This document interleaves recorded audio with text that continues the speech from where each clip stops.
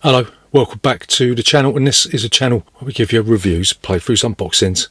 We generally like to talk a load of bollocks about tabletop gaming in general, and in this video we'll be talking about a game by Eric M. Lang. We're going to be talking about Rising Sun. We're going to be talking about Rising Sun, and in this game you will be taking control of a Japanese clan. You will be roaming around the countryside trying to do over your opponents by grabbing the biggest bloody monsters that you can find that will give you points that will allow you to win the game. So in this video we're going to be giving you a very brief overview of the rules. We'll be telling you what we do like, we don't like. We'll come back and we'll tell you whether or not Rising Sun is still worth playing 3 or 4 years after it was first released. So remember, if you're new here, please consider subscribing to this channel. Leave a comment in that section down below. Hit the like button and all that stuff. We'll see you after this.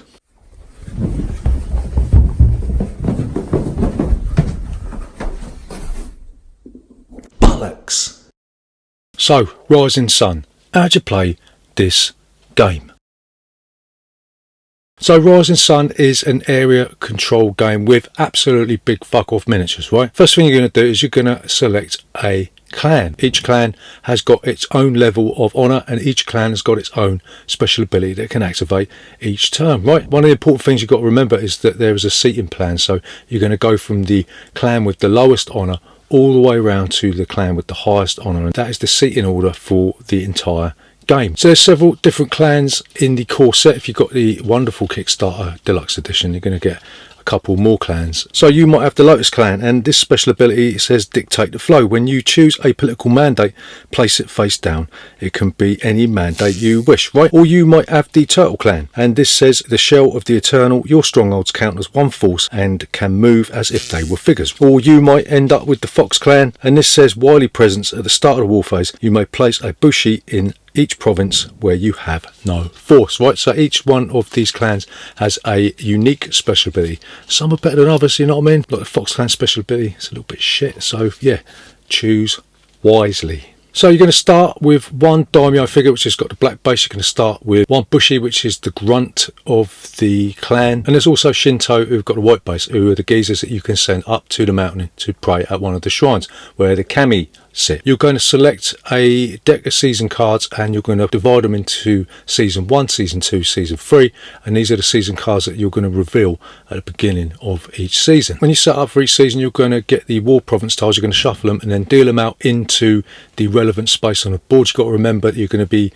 dealing out a number of tokens that equal the player count plus 2. So if you've got 5 players, you're going to have 7 of these little bastards, and then you're going to get your seasonal income, which is dictated on the clan card that you chose or that you were just given by some selfish twat. So this game is divided into several phases. The first phase of this game is the tea ceremony phase, and this is where you will be choosing whether or not to ally yourself with one of your opponents. If you choose to ally yourself with your Aunt Mabel, for instance, you'll take the half of the yin yang token and you'll place it together with yours, and this will mean that you are allied for the turn. You can get out of this by playing a certain political mandate, but until you do that, you are locked in an eternal dance with your smelly Aunt Mabel.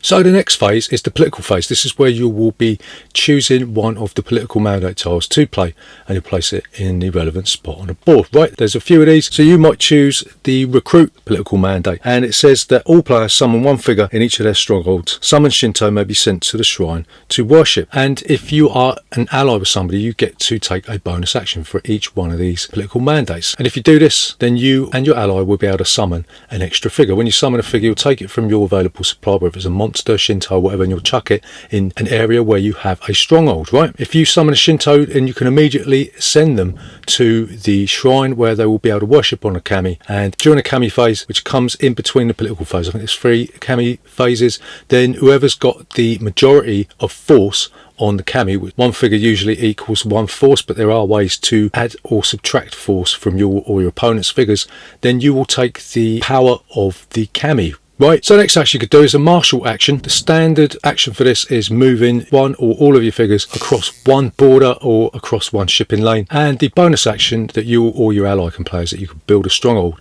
in any region for 3 coins. And like we said, if you've got a stronghold in a region, then you'll be able to summon units to it, right? The Turtle Clan does have the added bonus of being able to move its fortresses as if they were figures, so you've got to be mindful of that sneaky bastard. Or you might be able to take the train action. This is where the player that chooses it goes first. All the other abilities, the player that chooses it goes last. You go clockwise from yourself. You'll only be able to activate it last, right? So if you buy a season card, you'll be able to choose one of the cards on offer and you'll pay its cost and you'll put it in front of you. And the bonus action for this is that you or your ally will be able to pay 1 less coin for it, right? So you might choose the Path of the Serpent. This one gives you a shipping route upgrade. You may charge other players money in order to cross each different shipping route with their figures, right? Or you might have the Bisherman monster, and this counts as 4 force while there is an opposing monster in the same province. Lovely. Or you might have the Way of the Bushido, and at the start of the war phase gain 2 money and 2 victory points for each different virtue card that you have. Certain cards will have different categories, and obviously if you've got a virtue card then you'll get a bonus. So next action you could do is the Harvest action. All players will take 1 coin, and then you and your ally will be able to take the bonus that is associated with the spaces that you have fortresses on, right? And finally got the Betray action. This is where you can break alliances. This only applies to you. Nobody else gets to take this action. This allows you to break any alliance and then choose 2 figures anywhere on the board but from different players, and you'll be able to replace them with your own figures, right? So this is quite powerful. It's almost like a balancing mechanism,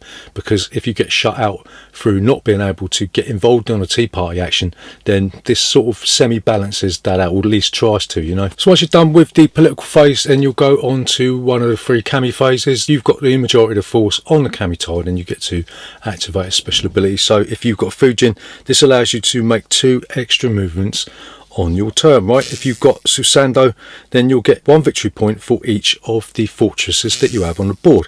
And if you've got Ryujin, then you will be able to buy an extra season card just like you would if you took the train action, right? These Kami tiles, they're quite costly in the sense that you have to sacrifice one of your figures, but if you can be patient and you do actually manage to sort this out, then they can be quite powerful, right? So once you've gone through all the political phases and you've gone through all the Kami phases, then you'll go to battle resolution. You'll follow a strict series of phases in order to resolve war, right? You'll look at the next available war province token and you will resolve a battle in that region. What you do, you flip your player board over to the war side and you put your screen around it. You have to keep your money visible, and if anyone asks you, you've got to tell them, yeah, nobody likes a slippery shit. And what you do, you'll take your cash and you will place it on one of the 4 different slots on your little player board. Once everyone's done, you reveal it, and then whoever bid the most money on each of these will get to resolve it. If there's a tie, you always go to who is higher up on the honor track. That always resolves the ties, yeah? So you might win the seppuku, in which case you'll kill all your figures,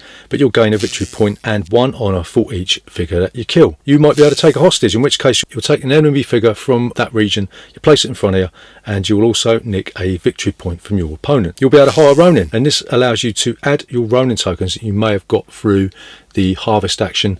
You'll be able to add them to the battle, yeah? So once you have resolved all of these, then you'll see who won the battle. The player with the most force in that region will win the battle. All the other figures get killed and removed from the board, and the player that wins the battle will take the war province token associated with that region, right? After that, then you'll do the Imperial Poets. The player that won this one will get 1 victory point for every figure killed in that battle. And then you'll deal with war reparations. The winner will take all of the coins that they bid that round and they'll give them to the player that lost.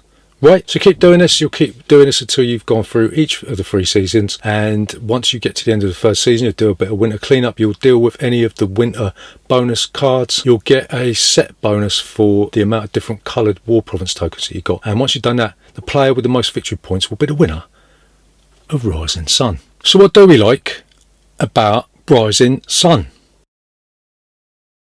So the first thing that we like about Rising Sun, probably the thing that jumps out at you when you first open this game up, is how beautiful it looks. It's probably one of the most aesthetically pleasing board games that we have ever seen. And this is saying something, right? Because a lot of board games now, the production quality of them has gone through the roof, but this one still stands up as being one of the most astonishingly wonderful productions that we've ever seen. Yeah, the artwork is absolutely fantastic. That's on the box and the board. The rule book has some wonderful illustrations in it, and just have a look at some of these miniatures. I mean, the detail on them is off the fucking charts, right? So yeah, if you're after a game that looks the dog's bollocks, then Rising Sun is definitely up your back alley. So the second thing that we like about Rising Sun is that the tea ceremony, or the Mad Hatter's Tea Party as we like to call it, can lead to quite a bit of banter, son. You'll be throwing insults all around the place. You'll be trying to bribe people with cocaine, with money, rolling, and all sorts of junk, yeah? Knowing that you'll be able to stitch your mum up